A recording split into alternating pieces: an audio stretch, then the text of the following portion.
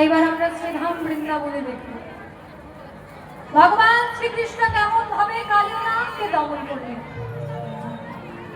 বৃন্দাবনে কার জয় ধ্বনি হয় মা? রাধা রানী। সবাই তিনি বাহু তুলে বলুন, রাধা রানী কি, রাধা রানী কি, রাধা রানী কি। রাখাল রাজা বলে দে না, রাখাল রাজা বলে দে না, কোথায়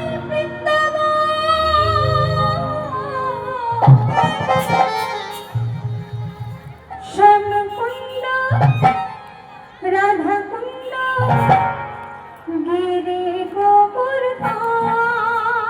বলুন ভালো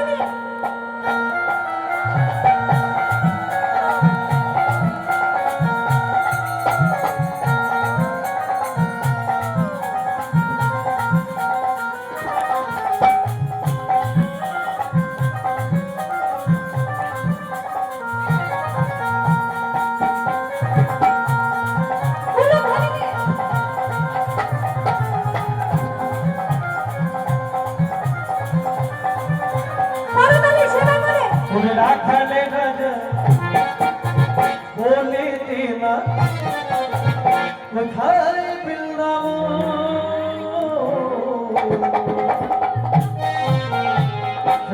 শ্যামকুণ্ড রাধাকুণ্ড গিরি গোবর্ধন।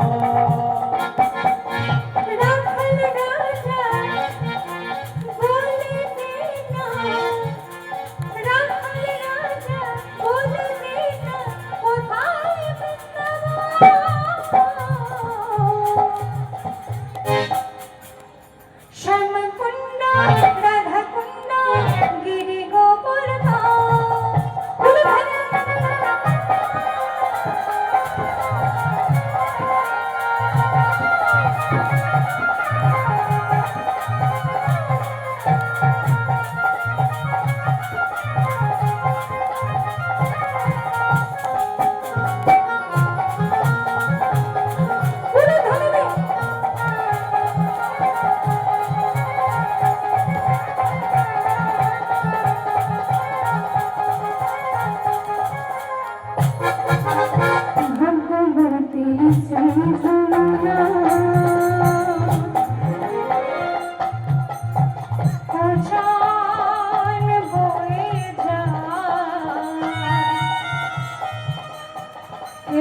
ঘাটার বংশে আছে শ্যামরা ভাগ্যবতী সিংহবনা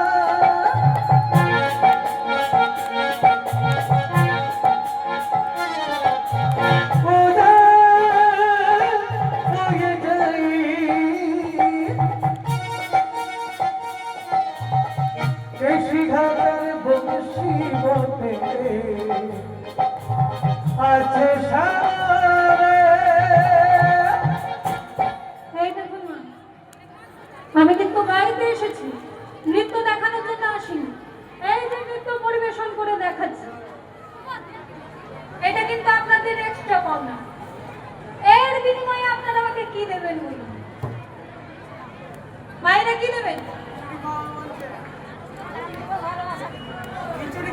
আচ্ছা বাবা, না আপনি কি দেবেন বলুন? আমি চেয়ে নিচ্ছি। মায়েরা সকলে উলুন ধ্বনি দিন, আর বাবারা যদি মা হতো না হরি হরি লীলাই গৌর হরি ভগবতী শ্রী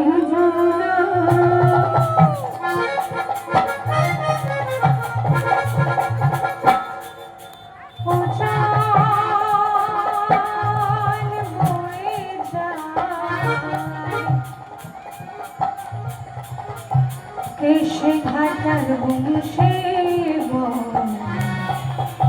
আছে শ্যামরা ওরে ভাগ্যবতী সে যমুনা, যমুনা, যমুনা, যমুনা রে।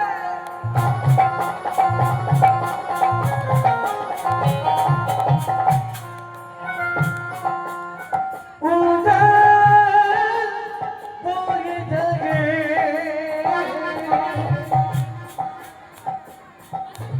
কেশি ঘাটার বংশী বটে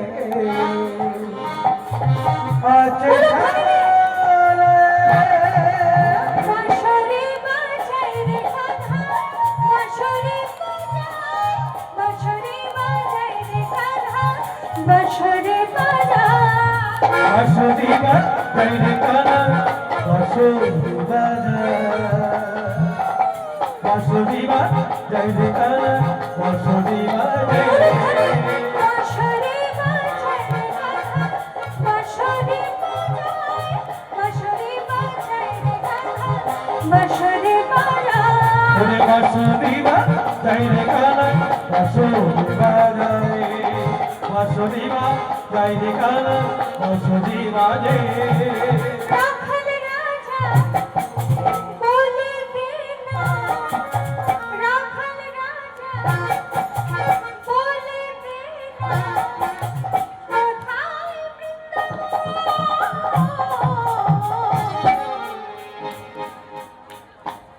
উলুধ্বনি। উপরে হাতগুলো উঠছে কই?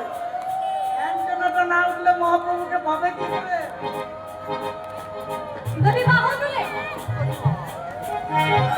স্বর্ণকুণ্ড রাধাকুণ্ড গিরি গোকুল।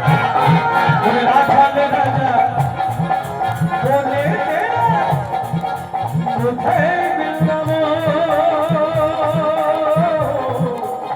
তবে কুণ্ড রাধা কুণ্ড গিরি গোবর্ধন।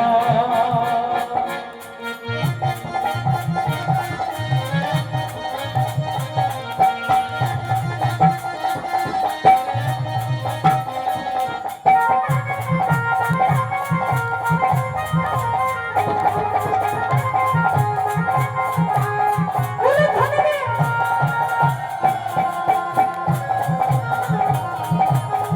করতালি শুরু করে।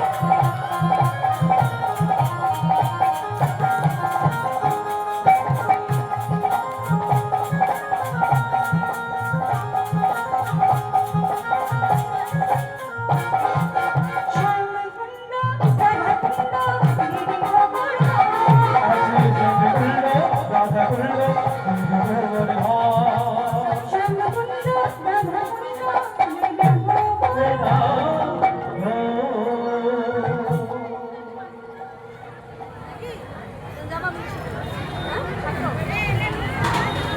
কালিয়ানাগের ধনরত্ন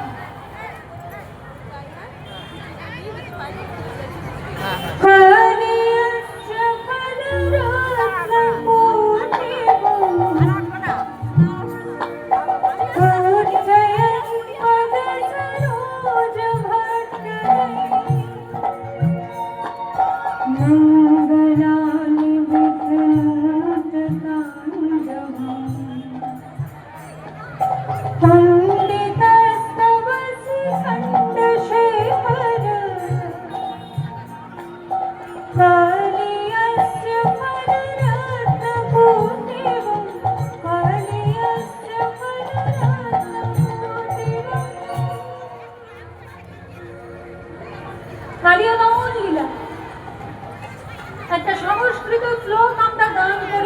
পরিবেশন করলাম। এর মানেটা হচ্ছে, মায়েরা মন দিয়ে শুনুন, বলা হচ্ছে কালীয় নাগের যে ফনায় রত্ন, সেই রত্নটাকে কুটতেই আনি, মানে চূর্ণ বিচূর্ণ করে দিচ্ছে। কিসের মাধ্যমে? পদে সরোজ ভট্ট নেই। পদ মানে চরণ, সরোজ মানে পদ্ম ফুল, ভট্ট নেই মানে আঘাতের দ্বারা। পদ্ম ফুলের দ্বারা পাথর ভাঙা কোনোদিন দেখেছেন আপনারা? এই হচ্ছে সাহিত্য। বলছে পদ্ম ফুলের দ্বারা পাথর ভাঙা যায়। এখানে কোন পদ্মের কথা বলছে? গোবিন্দের চরণ পদ্ম। গোবিন্দের চরণটাও তো একটা পদ্ম। সেই চরণ পদ্মে এমন আঘাত যে কালীয় নাগের ফনার যে পাথর, রত্নগুলো চূর্ণ বিচূর্ণ হয়ে যাচ্ছে। এইটা হচ্ছে একটা অলংকার, যাকে বলে বিরোধাভাস অলংকার। বিরুদ্ধ কথা বলছে, মনে হচ্ছে যেন বিরুদ্ধ কথা বলছে, কিন্তু মিলে যাচ্ছে। গোবিন্দের চরণ কমলের এমন আঘাত যে কালীয় নাগের ফনায় যে রত্নগুলো আছে সেগুলো কুঁচকে চূর্ণ বিচূর্ণ হয়ে যাচ্ছে। আজ ভগবান শ্রীকৃষ্ণ, সর্বৈশ্বর্যশালী ভগবান, তিনি একদিন শাখাবৃন্দকে সঙ্গে নিয়ে গাভীগুলিকে সঙ্গে নিয়ে, এই দেখুন মায়েরা, ভগবান চলেছেন যমুনার তীরে। সেই দিন কিন্তু দাদা বলরাম সঙ্গে আসেন। গল্প করছেন যে সব মায়েরা, গোবিন্দ কোথায় এসেছেন আজকে? গোবিন্দ কোথায়? যমুনার তীরে গোবিন্দ সখাদেরকে সঙ্গে নিয়ে এসেছেন। বলরাম দাদা কিন্তু সঙ্গে আসেনি। কেন? কারণ বলাই দাদার সেই দিন হচ্ছে জন্মদিন। বলরামের জন্মদিনটা কোন দিন? মায়েরা বলুন, বলরামের জন্ম কোন দিন?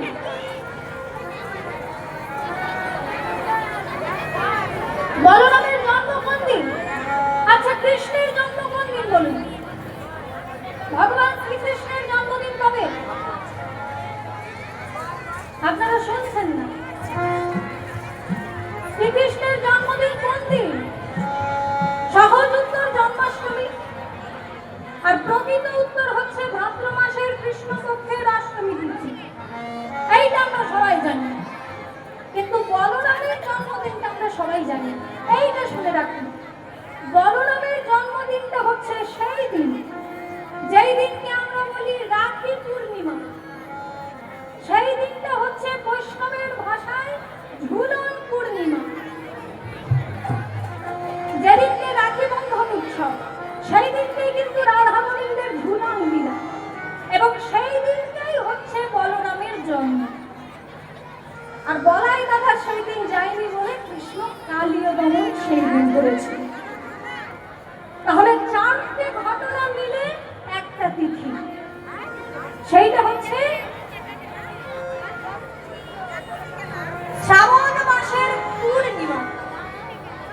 শ্রাবণ মাসের পূর্ণিমা, রাখি বন্ধন, ঝুলন, বলরামের জন্ম আর কালীয় দমন লীলা, একটা তিথিতে চারটে ঘটনা।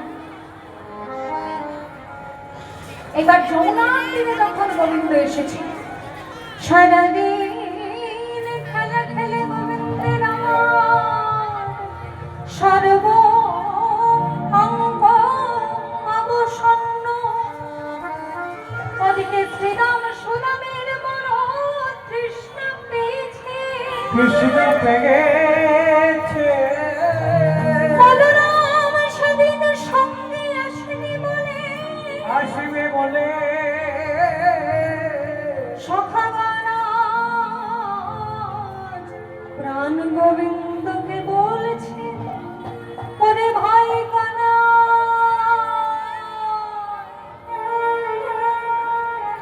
পিপাসায় প্রাণ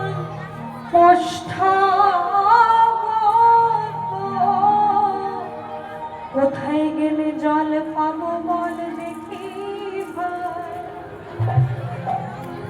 খেলিতে বিনোদ খেলা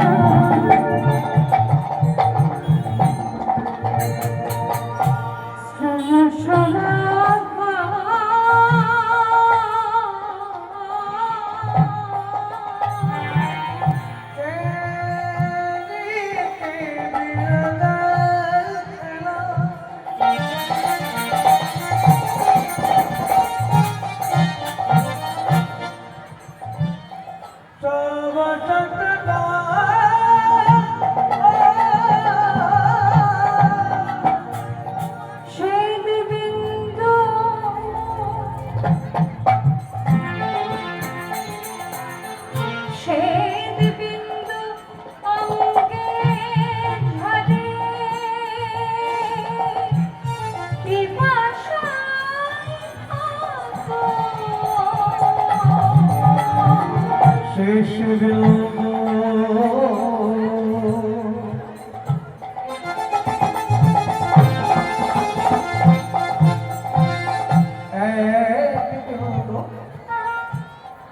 তবে জগে পিপাসায়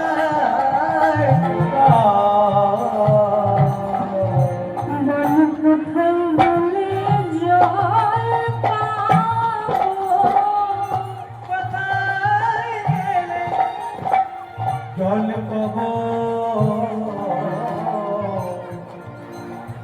কানাই জানিস যদি তাই কানাই বড় চেষ্টা পেয়েছি জানিস যদি দে না বলে পিপাসায় প্রাণ কষ্ট জানিস যদি বলে দে পিপাসা প্রাণ এই দেখুন মা সখারা বলছে কৃষ্ণের কাছে কৃষ্ণ পেয়েছে জল কোথায় পাবো বল দেখি এইটা তো তুচ্ছ প্রার্থনা কৃষ্ণ পেয়েছে জল খাবো সেইটা কৃষ্ণকে বলছে এইটা তো তুচ্ছ প্রার্থনা এর গুরুত্বটা বুঝতে হবে মুখে বলছে এক কথা আর মনে বলছে আরেক কথা মুখে বলছে চেষ্টা পেয়েছে ভাই কোথায় গেলে জল পাবো কোথায় গেলে জল পাবো আর মনে বলছে কানাই রে এই কোঠে হাতে মাঠে বিঘরে যদি প্রাণে যায় প্রাণ যায় মৃত্যুকে আমরা ভয় পাই না কারণ বীর পুরুষ কোনদিন মরতে ভয় পায় না কিন্তু মরণ হয়ে গেলে তোর মধুর লীলা দেখতে নারব বলে রে কানাই কোথায় গেলে জল পাবো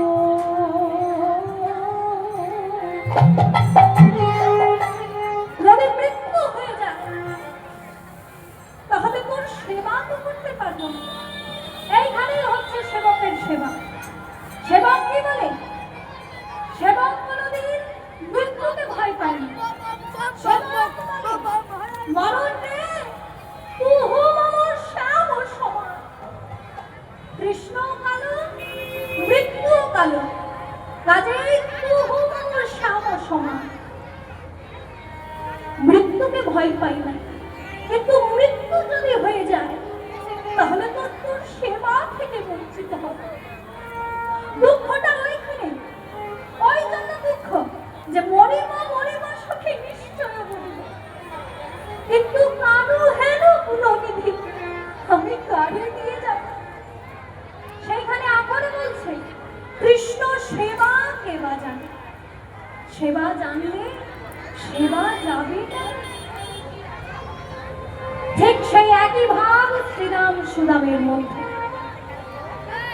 কানাই রে, মৃত্যুকে আমরা ভয় করি না, কারণ বীর পুরুষ কোনদিন মরতে ভয় করে না।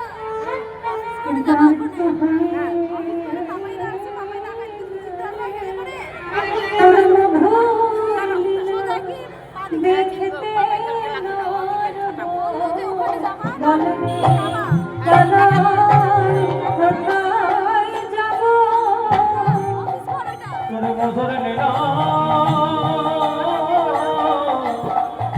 দেখতে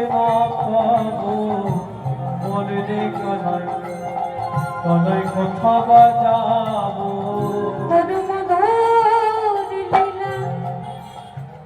দেখতে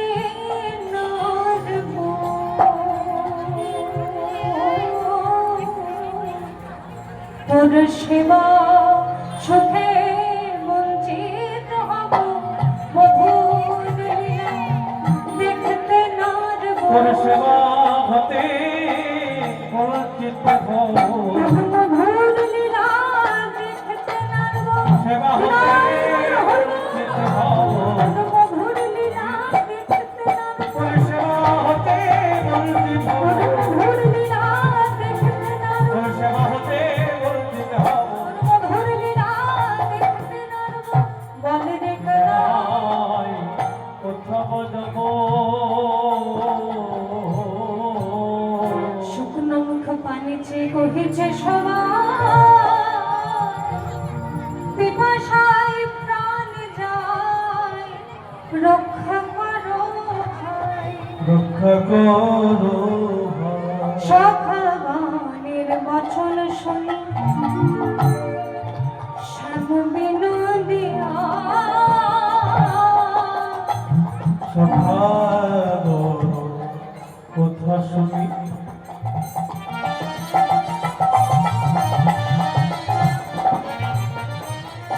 শ্যাম বিনতিয়া কালিয়া গো, কালিয়া গো মন লাগি, চিন্তন করিয়া। হরির গুণ লাগি কীর্তন করিয়া। এই, তোরা জল পান করবি? শোন, আজকে তোদেরকে আমি এমন একটা জায়গায় নিয়ে যাব, বলাই দাদা থাকলে কোনোদিন সেখানে যাওয়া সম্ভব নয়। বলাই দাদা আসেনি বলে আজকে আমাদের খুব আনন্দই হয়েছে।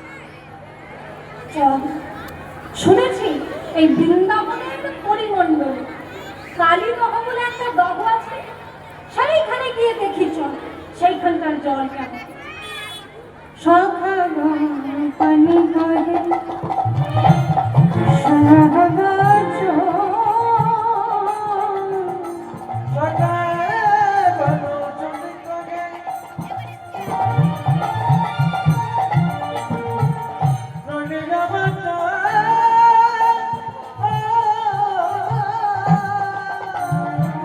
যাইয়া কালী দহ জল করো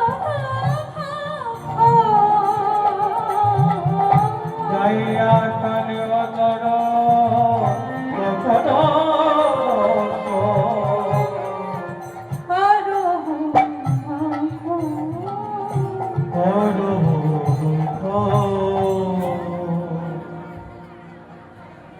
গোবিন্দ বললেন, কালীদহের জল পান করে দেখি জল সেইখানকার জল কেমন। এই যে কালীদহ যেটা, সেটা হচ্ছে একটা হ্রদ, কালিন্দির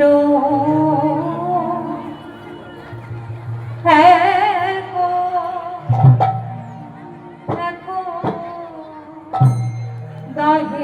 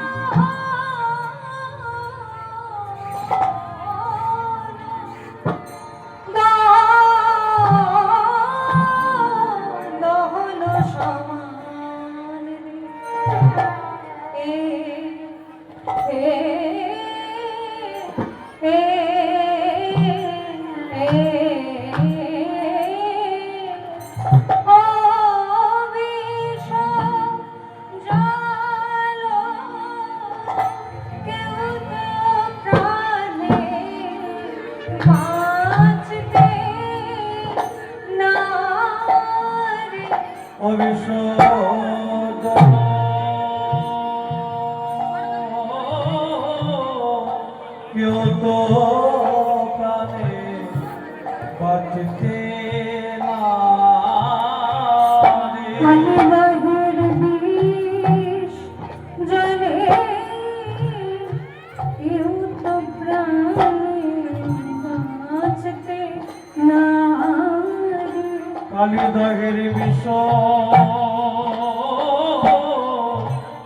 জলে কেহ না বাঁচিতে পারে কালিদাহের বিষে জ্বালা কেউ তো প্রাণে বাঁচতে না কালিদাহের বিষ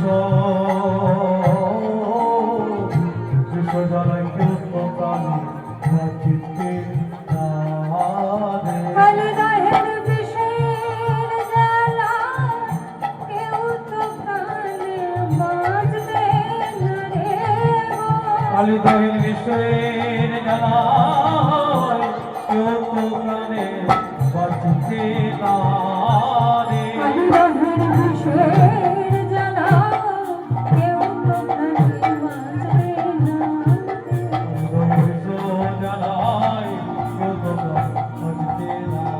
কালিদাহের বিষের জ্বালায় কেউ তো প্রাণে বাঁচতে না বিষের জ্বালায় কেউ তো প্রাণে বাঁচতে না কালিন্দের এক দহে কালিয় নাগ তাহা রহে বিষ জল দহন সমান এই কালিন্দের দহ যেটা সেইটা হচ্ছে একটা হ্রদ কি রকম হ্রদ যারা ভূগোল পড়েছেন ভূগোলের পাতায় পেয়ে যাবে কত রকমের হ্রদ হয় ভূগোলের পাতায় দেখবেন এক রকমের হ্রদকে বলে অশ্বক্ষুরাকৃতির হ্রদ সেটা কিভাবে তৈরি হয় নদী যেতে যেতে যদি হঠাৎ মারাত্মক বাঁক নেয় সেই বাঁকের মাথায় বিরাট বড় একটা জলের সৃষ্টি হয় এবং সেই জল নদীর মূল ধারা থেকে বিচ্ছিন্ন হয়ে যায় ওই যে বাঁকের মাথায় সৃষ্টি হলো পরে নদী থেকে বিচ্ছিন্ন হয়ে গেল সেই হ্রদটা আকাশ থেকে দেখলে পরে এরোপ্লেন থেকে দেখলে পরে অনেকটা ঘোড়ার ফুলের মতো দেখতে লাগে তাই এইরকম হ্রদকে বলে অশ্বক্ষুরাকৃতির হ্রদ কালিন্দীর এক দহ, দহ শব্দটা হ্রদ থেকে এসেছে। হ্রদ, হ্রদ, হ্রদ, হয় রফলা দ। কিন্তু অনেকে আছে দেখবেন রফ হলেও উচ্চারণ হয় না। যেমন ব্রহ্মাকে বলে ব্রহ্মা, প্রদীপকে বলে প্রদীপ, তেমনি হ্রদটা হব হয়ে গেছে। এবার কালিন্দীর দহ যেটা, সেইটা হচ্ছে অশ্বক্ষুরাকৃতির দহন। সেইখানে কালীয় নাগ নিজের পরিবারকে নিয়ে, নিজের পরিবারকে নিয়ে সেখানে বসবাস করে। কালিন্দের এক দহে কালনাগ তাহারহি বেশ জল দহন তাহারা তাহার উপরে বাই কোনো পাখি যদি উড়ে যায়, যদি উড়ে যায় তাহার উপরে বা পাখি যদি উড়ে যায়, তাহার অরে আর কোন পক্ষী যদি উড়ে যায় মরে দাহ তেজি